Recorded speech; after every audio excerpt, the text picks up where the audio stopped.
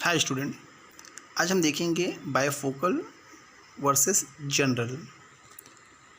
Bifocal में कौन कौन से सब्जेक्ट होते हैं और जनरल में कौन कौन से सब्जेक्ट होते हैं। हम बायफोकल में साइंस का भी देखेंगे, बायफोकल साइंस और जनरल साइंस, और दोनों में क्या डिफरेंस है।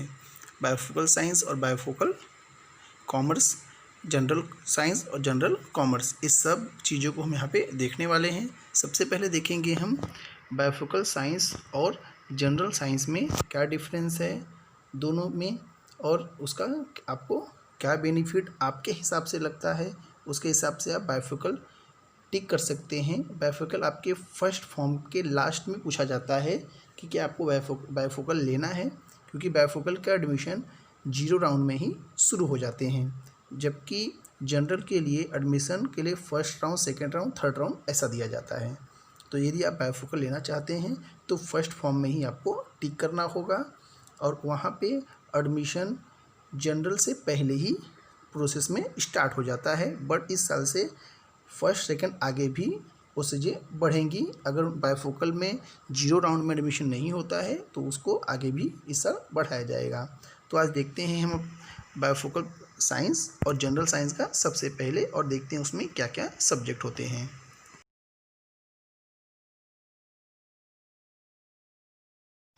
आइए देखते हैं सबसे पहले जनरल साइंस में कौन कौन से सब्जेक्ट होते हैं। सबसे पहले देखिए इंग्लिश। इंग्लिश सब्जेक्ट कंपलसरी होता है, उसको लेना ही लेना होता है, उसके लिए कोई ऑप्शन नहीं दिया गया है। दूसरा आपका है ऑप्शनल सब्जेक्ट है, उसमें एक लैंग्वेज आपको लेना होता है, या तो आप हिंदी ले सकते हैं, मराठी, या तो फिर उसके ऑप्शन में आईटी भी है, या फिर कोई ऐसा अदर लैंग्वेज, या तो उसमें गुजराती, उर्दू, जो भी आपको लैंग्वेज आपने पढ़ा हुआ है, कोई भी एक लैंग्वेज आप इंग्लिश के अलावा ले सकते हैं, या तो उसके ऑप्शन में आईटी है। थर्ड है आपका फिजिक्स, कंपलसरी सब्जेक्ट है। फोर केमिस्ट्री, ये भी कंपलसरी सब्जेक्ट है। फिफ्थ आपका है मैथ्स। मैथ्स को जो कोई मेडिकल में जाना चाहता है वो उसको ऑप्शन में रख सकता है, उसके जगह पर इकोनॉमिक्स, साइकोलॉजी, सोशोलॉजी, ये सारे सब्जेक्ट लिए जा सकते हैं।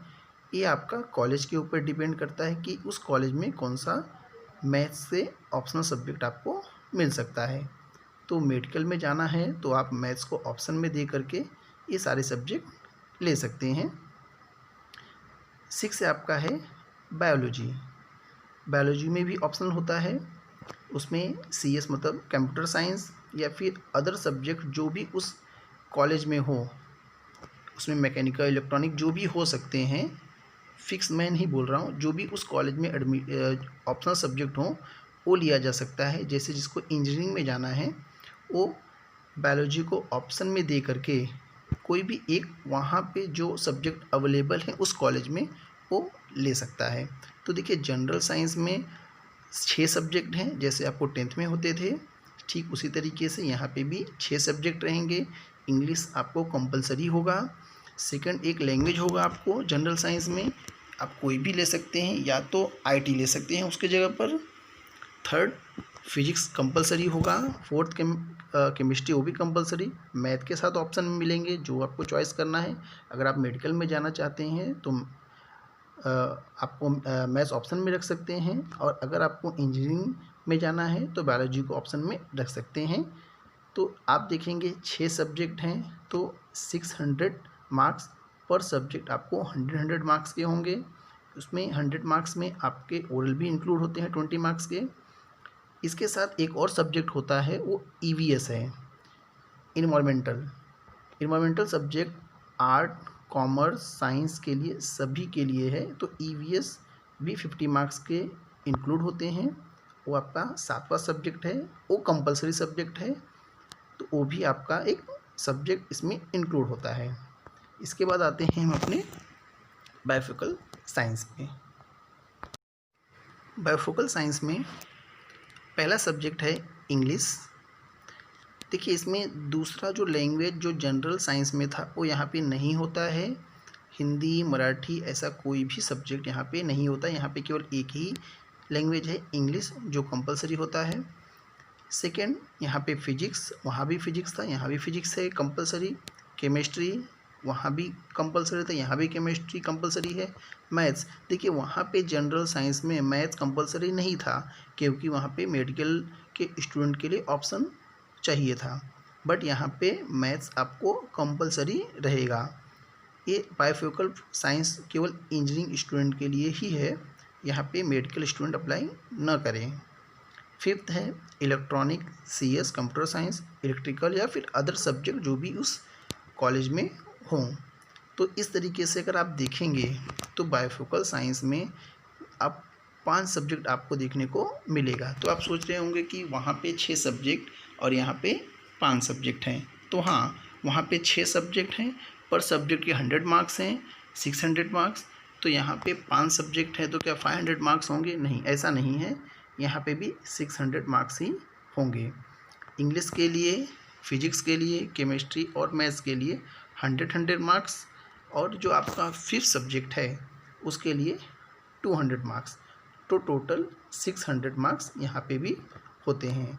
यहाँ पे भी EVS होता है, जैसे वहाँ पर है, यहाँ पे भी EVS है। तो आप देखिए वही सेम चीज़ें इंग्लिश, फिजिक्स, केमिस्ट्री में तो वहाँ पे भी पढ़ना है आपको, यहाँ पे भी पढ़ना है, बट केवल अंतर एक चीज़ का है यहाँ पे कि जो आपका लैंग्वेज एक है वो यहाँ पे कम हो जाता है। वो लैंग्वेज कम होने के बाद में जो आपका बायोफिजिकल का सब्जेक्ट होता है जो 5th नंबर पे है, उसे हम बोलते हैं बायोफिजिकल का सब्जेक्ट, वो 200 मार्क्स का हो जाता है। तो बायोलॉजी और जो आपका सेकेंड लैंग्वेज है वो हटने के बाद में यहाँ पे एक सब्जेक्ट जो मिलता है आपको वो बायोफिजिकल सब्जेक्ट 200 मार्क्स के। तो काउंटिंग करेंगे तो सारे के सारे मार्क्स 600 के होंगे। उसमें से 50 मार्क्स का EVS भी होता है। तो इस तरीके से दोनों में डिफरेंस अगर आप देखेंगे जनरल साइंस और बायोफिजिकल साइंस में, तो एक सब्जेक्ट जो आपका लैंग्वेज है वो आपको नहीं पढ़ना होता है, और बायोलॉजी भी यहाँ पे नहीं होता है। ये specially biophysical science engineering student के लिए बहुत बेस्ट है, क्योंकि यहाँ पे एक आपको लैंग्वेज नहीं पढ़ना है, वहाँ लैंग्वेज पढ़ना है। तो उससे आपको जो ना पढ़ने की वजह से जो आपको टाइम मिलता है वो आप फोकस अपने 5th सब्जेक्ट पे कर सकते हैं। और 5th सब्जेक्ट आपके इंजीनियरिंग के लिए काफ़ी अच्छा है, बेसिक है उसका, तो इसका नॉलेज भी आपको हो जाता है। तो इंजीनियरिंग स्टूडेंट बायोफिजिकल साइंस पे टिक करके यहाँ पे एडमिशन लें, जनरल साइंस से ये बेटर ऑप्शन है। तो ये आपका दोनों में डिफरेंस है, बायोफिजिकल साइंस और जनरल साइंस में। काफ़ी स्टूडेंटों को नहीं मालूम होता है, तो जनरल साइंस ले करके सारे 6 सब्जेक्ट के पेपर देते हैं, बट जिनको बायोफिजिकल साइंस की जानकारी हो जाती है वो इसी को टिक करके भरते हैं और एडमिशन कॉलेज में लेते हैं। बायोफिजिकल साइंस के लिए काफ़ी कॉलेज हैं।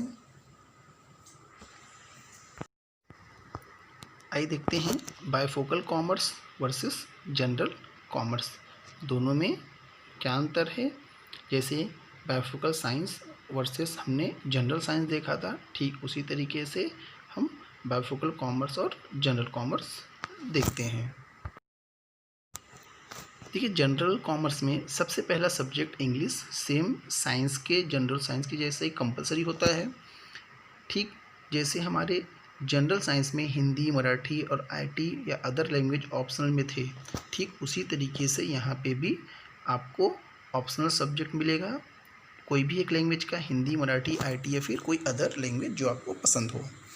थर्ड आपका है BK, बुक कीपिंग, जिसे हम बोलते हैं अकाउंटिंग का। फोर्थ आपका है इकोनॉमिक्स, ये भी कंपलसरी है। Fifth OC। ये सारे के सारे सब्जेक्ट 1 नंबर से लेकर के 5 नंबर तक वाले सब्जेक्ट आपके लिए कंपलसरी है। सिक्स्थ आपका है SP। अगर किसी को मैथ्स में इंटरेस्ट है तो वो SP को रिप्लेस करके मैथ्स ले सकता है। आप यहाँ देखेंगे तो आपके पास नंबर 2 पे और 6 पे दो ही जगह पे ऑप्शनल सब्जेक्ट हैं। 2 पे कोई भी लैंग्वेज आप ले सकते हैं, ज़रूरी नहीं आप हिंदी, मराठी, आपको लैंग्वेज नहीं पसंद है तो उसकी जगह पर आप IT भी ले सकते हैं। और सिक्स्थ, अगर आपको मैथ्स में इंटरेस्ट है तो आप SP को रिप्लेस करके मैथ्स ले सकते हैं। ये हमारा जनरल कॉमर्स का है। अब हम देखेंगे हमारा बायफोकल कॉमर्स। आइए देखते हैं बायफोकल कॉमर्स में कौन कौन से सब्जेक्ट होते हैं। देखिए, सबसे पहले इंग्लिश जो कंपलसरी है, बीके ये भी कंपलसरी यहाँ पर है, इको ये भी कंपलसरी है, ओसी कंपलसरी, ये चारों सब्जेक्ट यहाँ पर कंपलसरी हैं। अब जो आपको पांचवा सब्जेक्ट है वो है बायफोकल सब्जेक्ट। वो कॉलेज के हिसाब से वहाँ पे आपको मिलेगा कि जो भी उस कॉलेज में सब्जेक्ट अवेलेबल होंगे वो सब्जेक्ट वहाँ पे आपको मिलेंगे। अगर आप कंपेयर करेंगे जनरल कॉमर्स में तो यहाँ पे एक लैंग्वेज कम होता है और जो एसपी और मैथ का ऑप्शन था वो भी यहाँ पे कम हो जा रहा है। जैसे आपको 6 सब्जेक्ट बायफोकल कॉमर्स में जनरल कॉमर्स में थे, पर सब्जेक्ट 100 मार्क्स के थे, तो 6 सब्जेक्ट 600 मार्क्स के थे वहाँ पे, और ईवीएस का भी एक सब्जेक्ट था। वैसे ही यहाँ पर इंग्लिश, बीके, इकोनॉमिक्स, ओसी ये सारे के सारे सब्जेक्ट 100 मार्क्स के हैं, और जो आपको बायफोकल सब्जेक्ट मिलेगा वो आपको 200 मार्क्स का होगा। और उसके अलावा ईवीएस सब्जेक्ट वो तो कंपलसरी है, वो सभी स्ट्रीम में कंपलसरी है। ईवीएस आर्ट, कॉमर्स, साइंस में वो रहेगा। बट वो जो मेन सब्जेक्ट हमारा है यहाँ पे इंग्लिश, बीके, इकोनॉमिक्स, ओसी और बायफोकल सब्जेक्ट है। तो यहाँ पे बायफोकल सब्जेक्ट 200 मार्क्स के हैं और बाकी के सब्जेक्ट आपके 100 मार्क्स के हैं। तो टोटल यहाँ पे 600 मार्क्स के होते हैं। तो जनरल कॉमर्स में भी और बायफोकल कॉमर्स में भी आपके मार्क्स 600 के ही होंगे। तो आपने देखा कि अगर आपको बायफोकल स्ट्रीम में जाना है, अगर आप उसमें टिक करते हैं तो कॉमर्स और साइंस दोनों जगह से आप जा सकते हैं। साइंस के लिए भी कौन से सब्जेक्ट हैं हमने देखे बायफोकल पे, बट याद रखिए अगर आप बायफोकल साइंस टिक करते हैं तो केवल आपको इंजीनियरिंग के लिए ही एलिजिबल होंगे, मेडिकल में नहीं जा सकते हैं। जनरल साइंस में आप इंजीनियरिंग और मेडिकल दोनों में जा सकते हैं, ये दोनों में अंतर है। ठीक उसी तरीके से बायफोकल कॉमर्स और जनरल कॉमर्स में भी आप देखेंगे तो यहाँ पे मैथ्स अवेलेबल नहीं है। हाँ, अगर बायफोकल सब्जेक्ट में उस कॉलेज में मैथ्स अवेलेबल है या उससे रिलेटेड कुछ ऐसी चीज़ें हैं तो अच्छी बात है। तो दोनों में सब्जेक्ट और दोनों स्ट्रीम में आपने सारे के सारे सब्जेक्ट देखे।